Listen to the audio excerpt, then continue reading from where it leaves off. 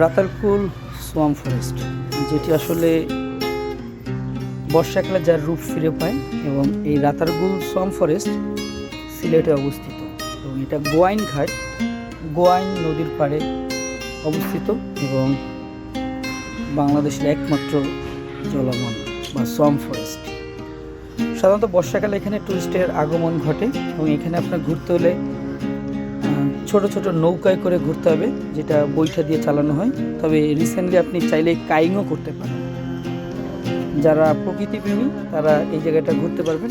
এই এরিয়াটা সাধারণত বর্ষাকালে ম্যাক্সিমাম সময় বন্যায় প্লাবিত থাকে এলাকার লোকজন, এবং এই জায়গায় আপনি ঘুরে সাধারণত বর্ষা বাদে শীতকালে কিন্তু আপনি এখানে ঘুরতে পারবেন না, কারণ বোটগুলো চলতে পারে না এবং পানি শূন্য থাকে।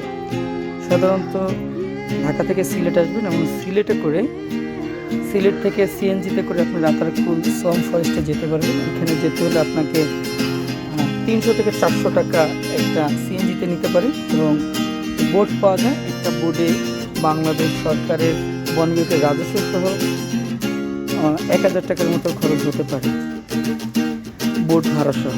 তো সময় করে ঘুরে যেতে পারেন রাতারকুল সোয়াম ফরেস্ট, এবং সেই সাথে আশেপাশে অনেক স্পট পাবেন এই এরিয়াতে, সিলেট এরিয়াতে। চাইলে মাজার বা এইখানে যে গোলাগঞ্জ বা সিলেট সাদা পাথর, সুনামগঞ্জটাও ঘুরে যেতে পারেন। তবে বাংলাদেশের যে স্পটটিতেই ঘোরেন, আশা করি যে আপনারা কেউ